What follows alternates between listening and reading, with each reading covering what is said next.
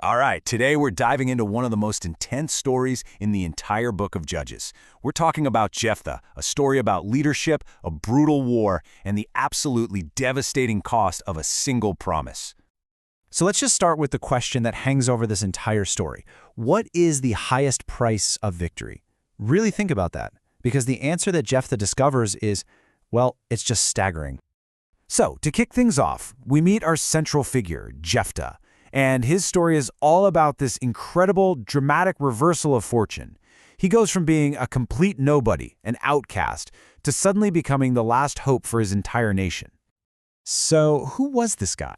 Well, his background was rough, to say the least. Jephthah was known as a mighty warrior, but he was also the son of a prostitute, and because of that, his own half-brothers drove him out, cut him off from any inheritance, so he flees, and he basically becomes the leader of a gang of outlaws, living on the fringes of society. But then, just like that, everything flips. An enemy army, the Ammonites, invades the land, and the elders of Gilead, the same people who stood by while he was cast out, they get desperate. They track Jephthah down with a pretty shocking offer. They need a commander to save them, and they know the best warrior around is the very man they got rid of. And you gotta love Jephthah's response here. He doesn't just jump at the chance. He calls them right out. He says, "Wait a minute, weren't you the ones who hated me, who drove me away?" But, desperation makes people do funny things. The elders sweeten the deal. They don't just offer him a temporary job, they promise that if he wins, he will be the permanent head over all of Gilead. So he agrees. And just like that, the outcast is now the commander. Now, you'd think the first thing this outlaw warrior would do is sharpen his sword, right? But nope. His first move as commander is actually to talk. He makes a serious, good-faith attempt to win this war with words before a single drop of blood is shed. So Jephthah sends messengers to the enemy king, basically asking, hey, what's the deal? Why are you attacking our land? And the king's reply is blunt. He says, your people stole my land centuries ago when they came out of Egypt. Give it back now and we can avoid a fight. This is where you see that Jephthah is more than just a fighter. He's got a sharp, strategic mind. He sends back this detailed historical and legal argument. He lays it all out, point by point. First, Israel never even went through your land. Second, we were attacked by another group, the Amorites. Third, we conquered their land, which was given to us by our God, not yours. And his mic drop moment is the last point. We have been living here peacefully for 300 years. Why are you just now deciding it's a problem? He wraps it all up with one final appeal for peace. It's like an olive branch. He basically says, look, let God be the judge between us. But the king of the Ammonites, he completely ignores him, doesn't even bother with a reply. So that's it. Diplomacy has failed. Talk is over. A war is coming. Okay, so this is it. This is the moment the entire story pivots on. As Jephthah prepares to lead his army into battle, you can just feel the immense pressure he's under. He's the outcast turned savior, and in this moment of high-stakes anxiety, he makes a desperate and fateful vow. And these are the words that will seal his fate. You have to understand, a vow to God back then was seen as an absolutely unbreakable contract. And he promises that if he wins, the very first thing that comes out of his house to greet him upon his return, he will sacrifice it.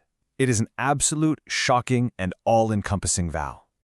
So Jephthah goes to war, and he wins. He gets everything he asked for. But this is the exact moment where his greatest military triumph turns into an unimaginable personal tragedy.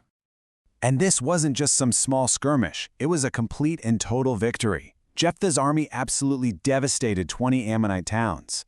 He held up his end of the bargain. He saved his people. He crushed their enemy.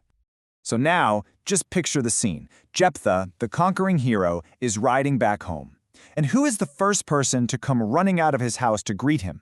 Who comes out dancing with timbrels, celebrating her father's victory? It's his daughter. His only child.